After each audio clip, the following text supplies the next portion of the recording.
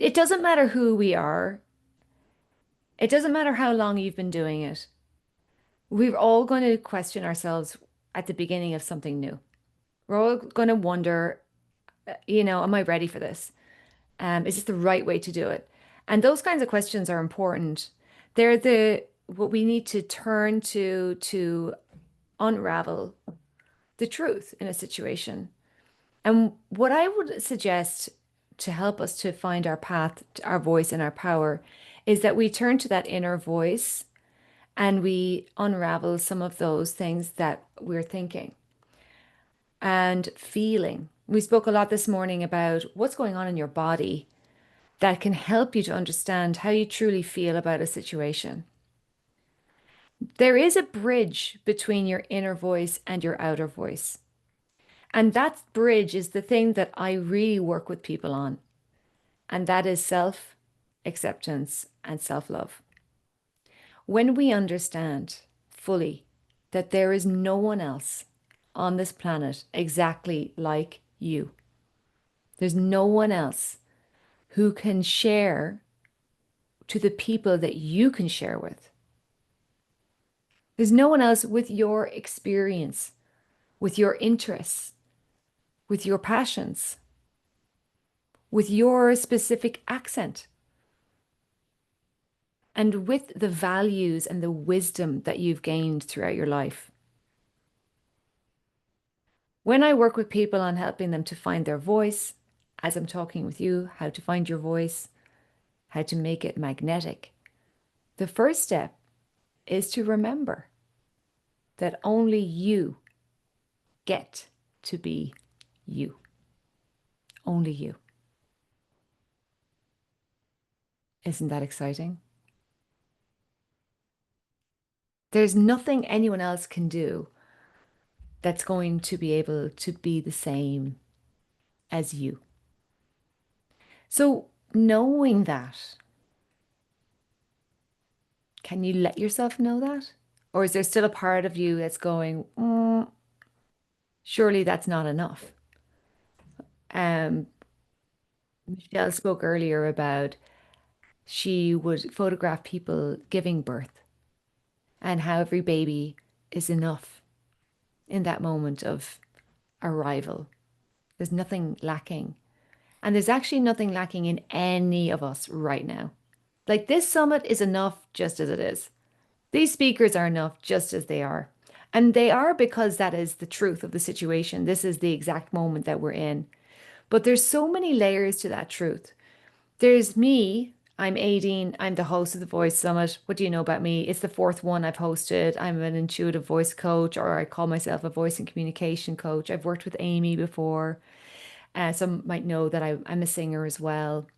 But there's way more underneath everything that you can identify with. And there's a lot in this world now where we talk about what do you identify as? Are you a he? Are you a she? Are you a they? Are you identifying with something? And what's the important identity? And what isn't important at all? And this internal self, it actually doesn't even have an identity if you go deep enough. The internal self is so deep down connected into just being, just being. And when we're just being, we're not thinking, we're not a singer, we're not a Aideen, we're just a being. And we become intrinsically part of nature. During the break today, I stepped outside and I'm so glad I did because I forget this. I feel like, oh, I'm the Aideen with the hosting, blah, blah. I go outside and I breathe for a minute and I forget who I am. And I'm just with the trees. And so, this part of us, this spark of nature that's within us, has to be a beginning for everybody. Because if we forget that and we just layer on the identities, we're not going to know the truth. And the truth is, you're everyone, you're everything, and all is well. All is genuinely well. On a soul level, actually, everything is good.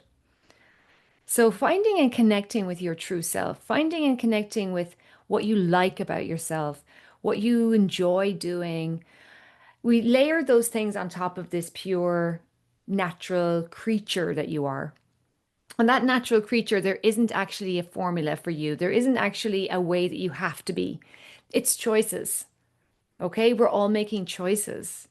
Now, when I stand as a singer and I sing a song and I feel amazing physically, I feel a connection with the audience, I feel a connection with myself, I feel like me, then I know that's a good choice for me. And as I move into interviewing people for my podcast and then bringing them together for the Voice Summit, and it feels good, so I choose that for me. But that doesn't take away from the fact that I'm still just the creature. I'm still the nothing that stands in the middle of the road and looks at the trees and listens to the breeze. And I have to come back to that.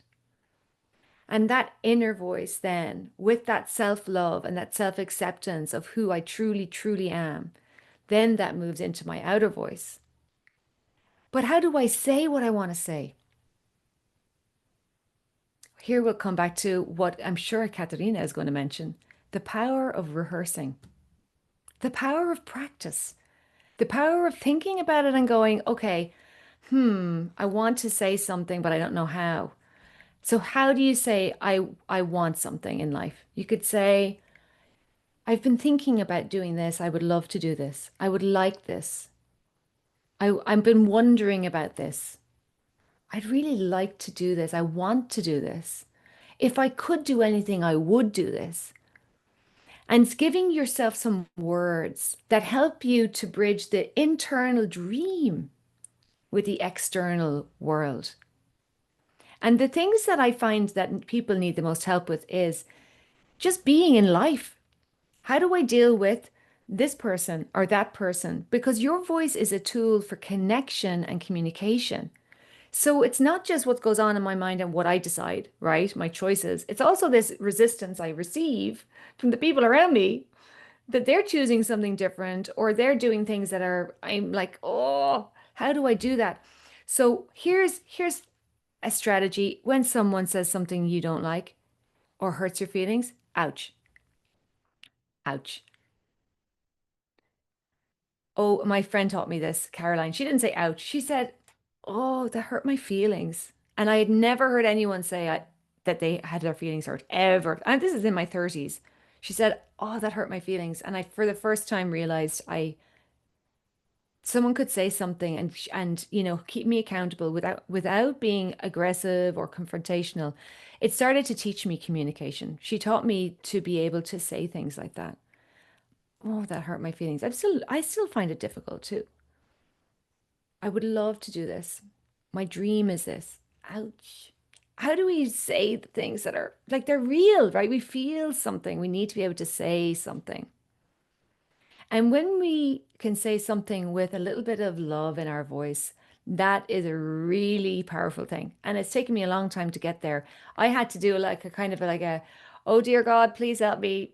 Please help me to be kind, even when my tea is cold, or there's croutons in my Caesar salad and I ask them for none, right? These are the things that annoy me most in life. And so I had to learn to bring this voice of compassion to myself and then a voice that sounded loving and kind into the world and a voice that sounded like certain as well. I mean, I am a voice coach to even be able to say that. And I was looking up on Google how, people you need to help Google understand who you are. And you have to have a phrase. You have to be able to say something like Aideen Riada is a voice coach. If you say it differently, like Aideen who is a voice coach, Google doesn't understand. We claim that part of ourselves. We need to speak those words out loud and do it for yourself. Do it, write it down, say it out loud to yourself and start using the strategies that you may have wondered would they work. Start asking yourself, what would happen if? I wonder what would happen if, right? Ask yourself, what would happen if I spoke more? What would happen if I just tried to explain myself a bit better? Because I believe magic can happen. Because no one else gets to be you, and you are really, really special. Really special. And that journey of self discovery and that journey of choosing what will be good for you is a journey that you are going to love once you decide there's no giving up, there's no turning back. You got to live this one out. We're going to live this one out together. And we're here to do it together and support each other.